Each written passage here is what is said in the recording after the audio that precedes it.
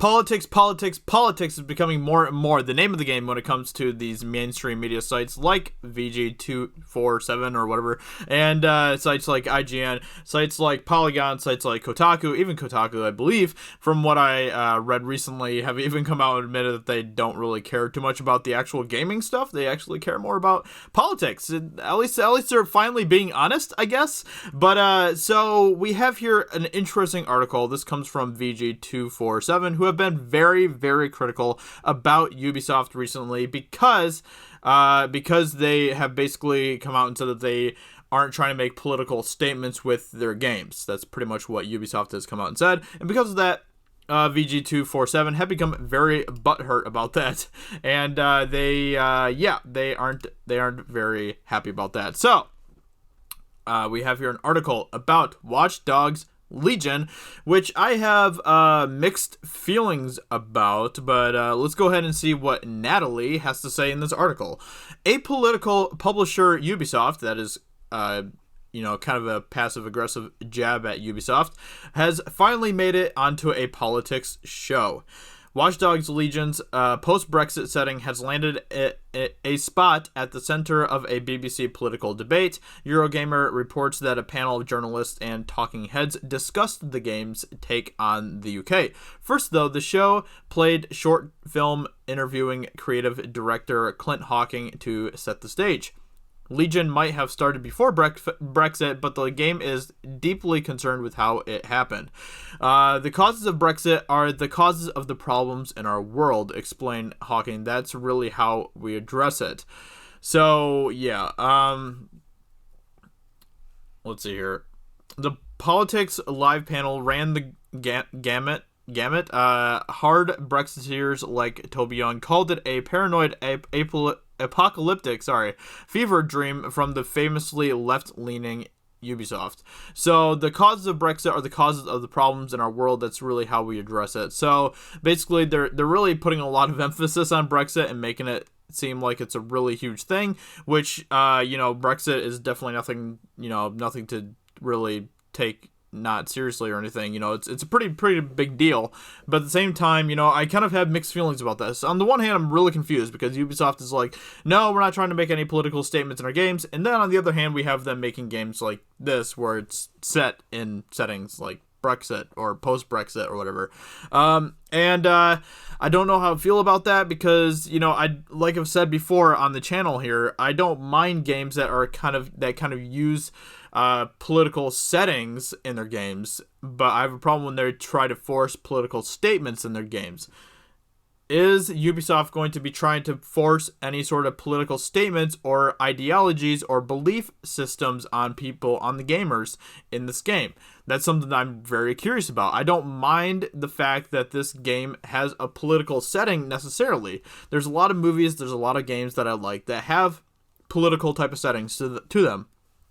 But I just hate it when these developers try to preach at you a sort of political message through the games, and that's what I'm very curious to know more about when it comes to this game. I believe that I saw an interview with one of the developers of Watch Dogs 3 Legion, and he made it sound like they were definitely going to be going pretty political with the game, which made me not very excited for the game. So I'm not excited for it from that sort of viewpoint, but I will be interested to see more about the game to kind of get more of a general feeling of what kind of a game it's going to be. On the one hand, I loved a lot of the things that they're doing with Watch Dogs 3. But I do have some red flags. So, could Watch Dogs 3 help return... let's see here. The Daily Telegraph's Claire Cohen cut through the debate briefly, wondering whether Hawking's approach could help change the conversation. In her view, the debate around Brexit has been far removed from the causes. Could Watch Dogs 3 help return us to those roots? With a clear awareness of how gamers have handled political divides, Cohen speculates, how amazing would it be if gaming was a thing that united the left and right eventually? It could happen. Now, I have a problem with this because basically when they say things like this, it usually means, okay, we want everyone that's on the right side of the political spectrum to change their beliefs to to mold themselves into the left side of the political spectrum. And we even have a little jab of that from Natalie here. That's quite the optimism, Cohen. Of course, that is not what people like VG247 want. That is not what people like IGN want. That's not what people like Kotaku or Polygon want, or all of these types of sites. They don't want unity. They want us to conform to their ideology. Vox is a great example of that recently, where they tried to silence and deplatform people who are on one side of the political spectrum when they want to have all of the say on their side of the political spectrum, and that is a problem.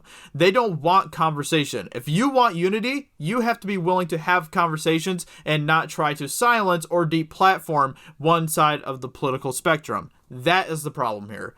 So, you know, I'm all about unity. I am all about having conversation. I want to have conversations. I want us to be able to have a platform where we can have both sides of the political spectrum having conversations with each other and amongst themselves at the same time, and being able to still get along and being like, okay, you know, we have very, very differing opinions, but we are going to have conversations about it, and we're going to actually tolerate each other, which I thought the left was supposed to be tolerant about these types of things. So that's kind of my viewpoint on this. I don't necessarily have a problem with the game per se, but I am curious to see what kind of political messages are going to be in the game. Are they going to be trying to bend people to one side of the political spectrum or the other? Of course, that is what VG247 wants. They want this game to be a game that is going to pull people from one side of the political spectrum to the other side. That's why they've been attacking so many games recently, is because that's what they want. They want to use games as platforms to be able to pull people from one side of the political spectrum to the other, and that's what they use their media sites for, basically. So I can't stand people like VG247 who have a problem when developers say that they're apolitical, which technically isn't something that Ubisoft even said. They didn't say that they were apolitical. They said that they weren't going to be making political statements in their games. That doesn't mean that they can't have political settings. That doesn't mean that their games might not be influenced by politics in a certain way.